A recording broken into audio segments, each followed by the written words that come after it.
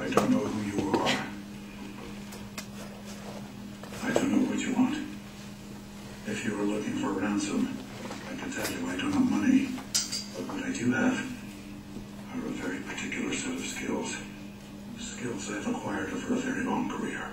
Skills that make me a nightmare for people like you. If you let my daughter go now, that'll be the end of it. I will not look for you. I will not pursue you. But if you don't, I will look for you. I will find you.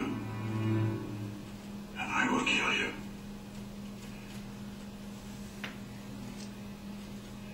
Good luck.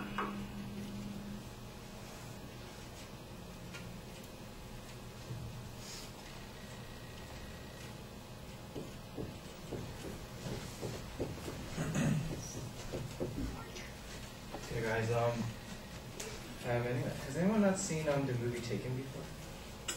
Okay. Well, just to give you a brief summary of it, it's about a retired CIA operative who his daughter went on a trip to Paris for a concert, and she gets caught up in the sex trades, the sex slavery, and he goes through all this. He starts killing a lot of people to get his daughter out of this sex slavery, and so so my topic is about human trafficking, and this is a very touchy subject, and it's not going to be easy to talk about, but this is something that I recently come to learn about, and it's also I think it's very important to know. So yeah. So what is human trafficking? It's defined as the recruitment, harboring, transportation, provision, or obtaining of a person for labor or services through the use of force, fraud, or coercion for the purpose of subjection to involuntary servitude, peonage, debt, bondage, or slavery. So this map is just showing where there is human trafficking in the world. Now the tiers means tier 1, which is a green, means that there is human trafficking. So I mean, you see like America, all these places, Europe. Now these places is there is human trafficking, but there have been efforts to just combat it and just figure out ways to stop it. Tier 2, it's been acknowledged it is just as bad, but they're taking steps, but they're not as effective. And Tier 2, Tier 3, they're all of them are it's just very rampant, and it's very difficult. So I just want to say, so human trafficking, it occurs in Europe, U.S., Europe, Southeast Asia, and all these places. The amount of the people that enter human trafficking, 70% of them are women, and all of them enter before they turn 18. The average age for victims of this are 11 to 14, some even as young as 5. Just in the U.S. alone, there's about 100,000 victims, and there's about 300,000 at risk. And the trafficking businesses, it's the third biggest industry in the world. It is a multi-billion-dollar industry, and yeah. And so I just want to get into, why would there even be human trafficking? Now the causes are, the first one is supply and demand. So this business is a very big business. People make a lot of money from it. But the fact is that there are people who are willing to pay for these services. So, I mean, that alone just, it's just kind of shocking that there are people who would want to pay for these kind of services, to take advantage of people. Now the victims that are usually caught up into this, and some of them are abducted. There is a small village in Southeast Asia, in the Philippines.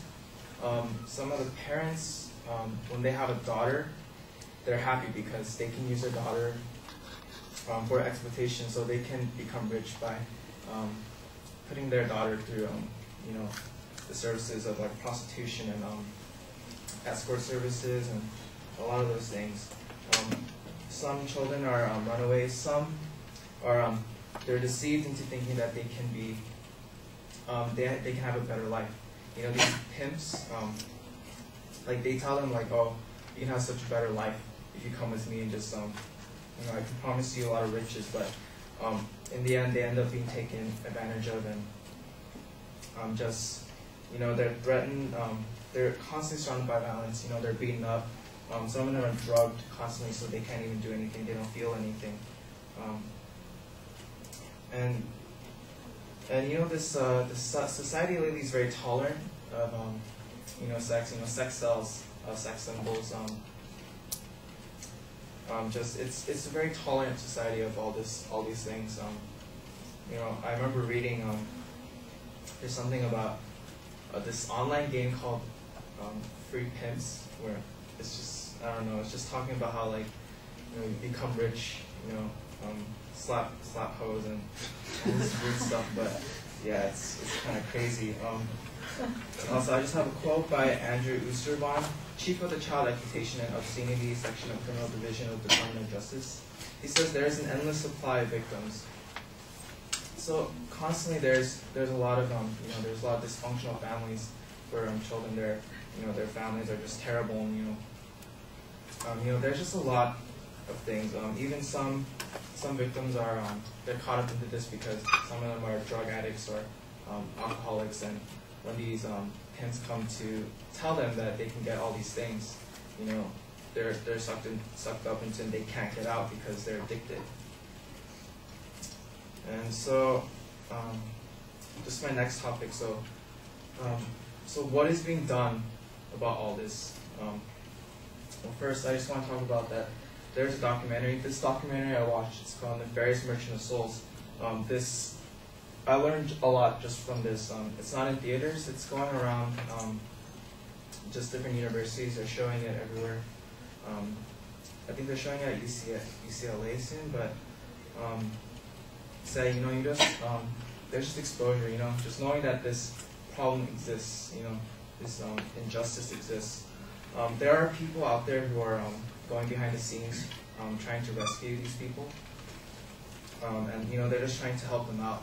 But even with that, there's a lot of problems because a lot of the victims, they're, you know, because humans are creatures of habit, and some of them have been abused for so long that they're so used to this lifestyle that they can't get out of it, and they'd rather go back to it even though it's so bad and so terrible. So, like, even though there's a better life for them outside of this, they can't break out of it, and they develop this really weird attachment, this twisted attachment to their abusers. And just there's also not that much support for shelters and taking care of the victims. There was one act. It's called the William Wilberforce Trafficking Victim Protection Reauthorization Act of 2008, which Congress passed on December 10, 2008. President Bush signed it on December 23, and right now, currently, it gives about $7 million to victims for this. So, so that's not actually that much when you think about it, compared to all the other, you know, spending in government. So, but yeah, I mean, just to conclude, I just think this is a really important issue. You know, like, it's easy to ignore because, you know, we're all caught up in our own lives, but I think it's just important to know, to at least know about, you know, what's going on in the world. So, yeah, that's it.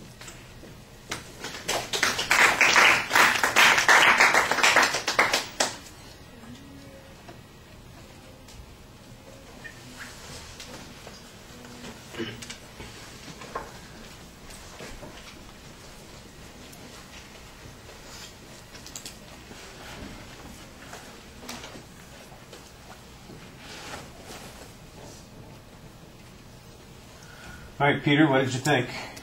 I think he shed light on an interesting topic.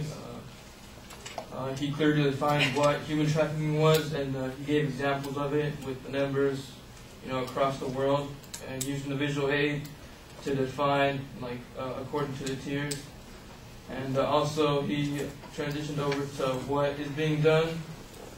The only thing I'd say could be better was the visual aid when he was talking about the tiers.